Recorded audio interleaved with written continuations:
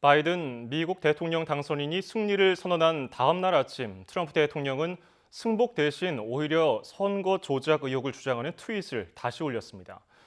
미 연방 대법원이 펜실베이니아주의 우편 투표 가운데 합법적인 마감일 이후 도착한 우편 투표를 분리하라는 명령을 내린 사실을 언급하면서 만약 우편 투표의 유효성을 인증하는 시스템에 문제가 있다면 이는 선거 전체에 심각한 영향을 주는 문제라고 주장했습니다. 국제부 기자 연결해서 자세한 내용 알아보겠습니다. 이동헌 기자. 네, 국제부입니다.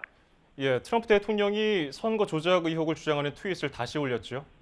네, 그렇습니다. 트럼프 대통령은 현지 시간 일요일 아침인 8일 오전 9시 선거 조작 의혹을 또다시 제기하는 장문의 트윗글을 올렸습니다.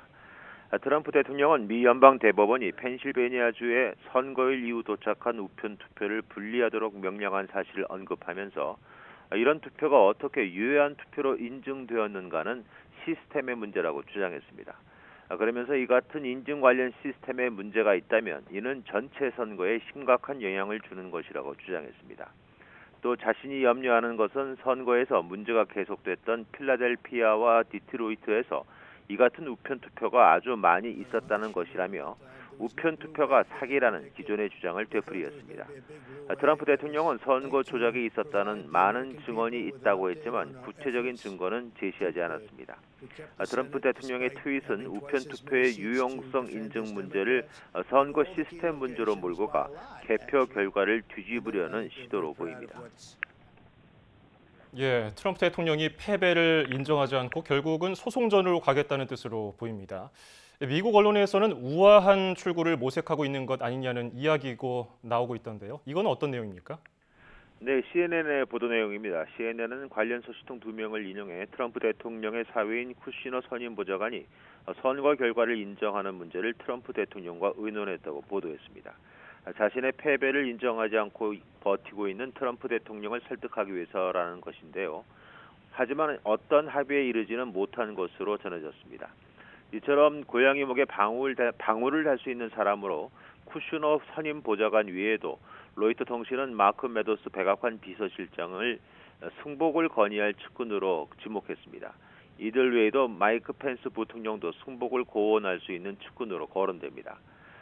펜스 부통령은 선거일 다음 날인 4일 새벽 이후로 공식 석상의 모습을 보이지 않고 있는데 트럼프 대통령과 거리 두기를 하는 것 아니냐는 이야기도 나옵니다. AP통신은 트럼프 대통령은 어쨌든 물러나야 한다며 트럼프 대통령의 아들들은 불복 소송전을 하자고 하지만 자연스럽게 정권을 이양하는 모양새를 갖추자고 요구하는 측근도 있다고 보도했습니다. 하지만 트럼프 대통령이 대선 패배를 쉽사리 인정하지 않을 것이란 전망이 많습니다. AP통신은 트럼프 대통령이 공식적으로 승복하지 않은 채 임기 종료 시점에 마지못해 백악관을 나갈 공산이 크다고 내다봤습니다. 폭스뉴스는 트럼프 대통령 측 소식통을 인용해 제기한 소송에서 모두 패소해 선거 결과를 뒤집을 수 없다는 점이 확실해진 뒤에야 비로소 승복과 평화적 정권 이양에 나설 것이라고 전했습니다. 트럼프 대통령의 불복에도 불구하고 이 바이든 당선인 측은 정권 인수에 속도를 내고 있죠. 네, 그렇습니다. 바이든 당선인은 내년 1월 20일 바이든 행정부의 정상적 출범 후에 정권 인수 절차에 속도를 내고 있습니다. 대통령에 당선되면 인수위를 공식 출범시키는 우리와 달리 미국은 후보 시절부터 인수위를 꾸려 당선 이후 준비 작업을 합니다. 현재 바이든 당선인의 인수위에는 최소 150명이 일하고 있고 취임식 전까지 300명 규모로 커질 수 있을 것으로 보입니다. AP통신은 바이든 당선인이 이번 주 중 기관 검토팀을 발족한다고 보도했습니다. 원활한 정권 인수를 위해 현 행정부의 핵심 기관에 접근할 수 있도록 인수 업무를 담당한 참모들로 구성되는 팀입니다.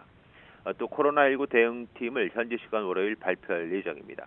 공동의장으로 전 의무감 비백 머시 박사와 전 FDA 국장 데이비드 캐슬러 박사가 지명됐습니다.